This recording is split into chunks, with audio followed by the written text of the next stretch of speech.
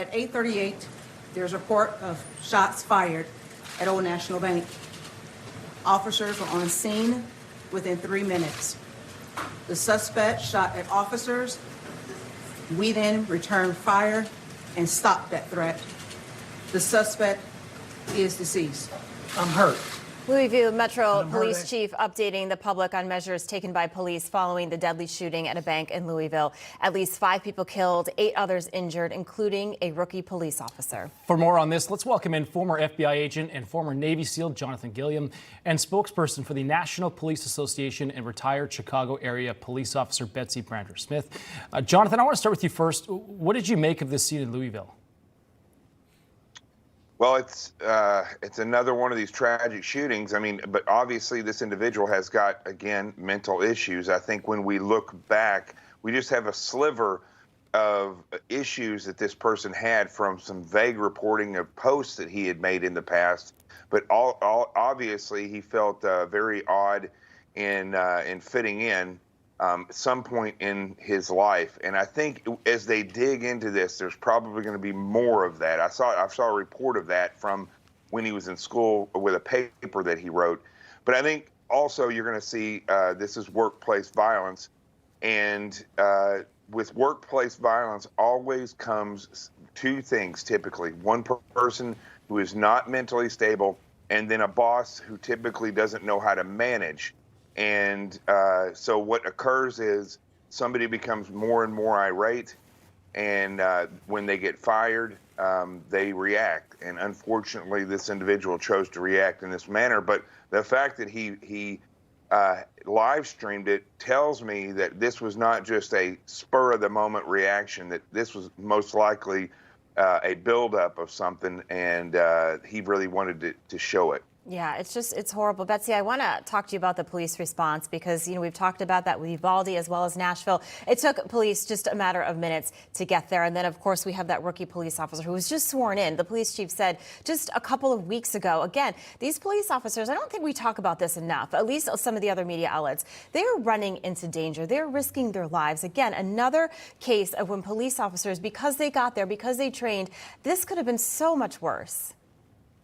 Well, you're absolutely right. And here's the thing, and this is what I want people to think about. Remember, post George Floyd, really post Ferguson, there was a lot of talk about we can't have warrior cops. We got to get rid of warrior training and teach police officers to be kinder and gentler. Now, I want people to look at Uvalde, the school shooting there, and that police response where 100 police officers stood around while a man murdered children.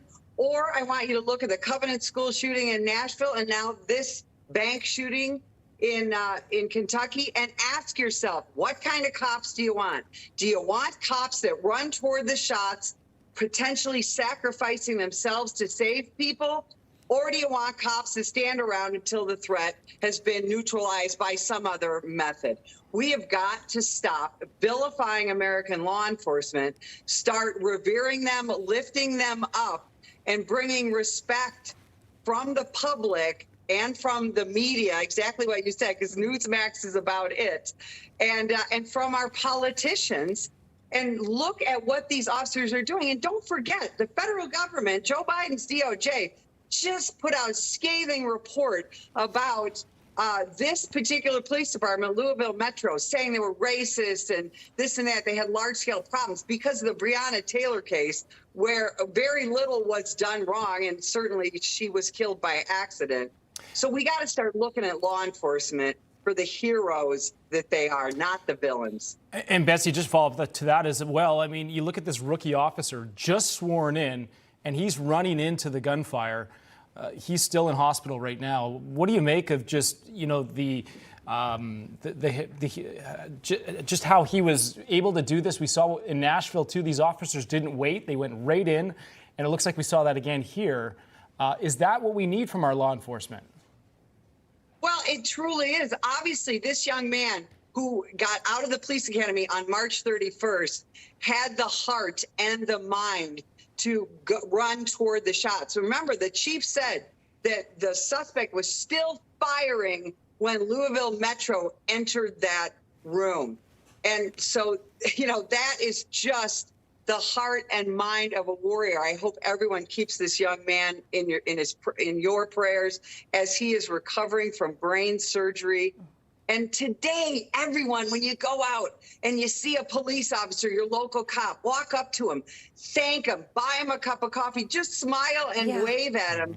And remember them for the heroes they are. It's so important. Jonathan, you know, we talk about red flags. We don't know a lot about this shooter, but obviously we're hearing that he may have been fired. What are some red flags that perhaps employers can look for?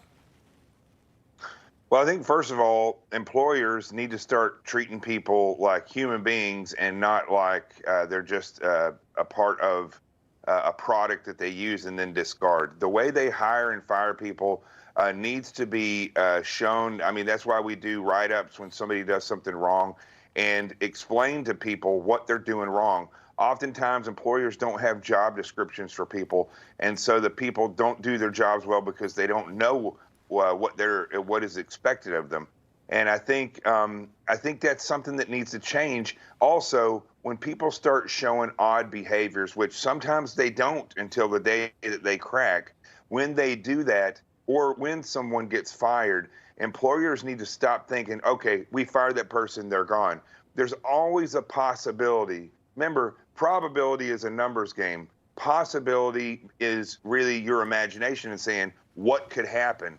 And there's always a possibility that somebody could come back. So you should be on guard whenever you fire people. And I want to say one thing with Betsy's thing, is that the day of SWAT, I'm not saying it's over, but it's close to over in the way that it's okay to have SWAT teams, but we need to train every officer that we employ in this nation with the skills to get into the stack and go through the door and keep pushing forward.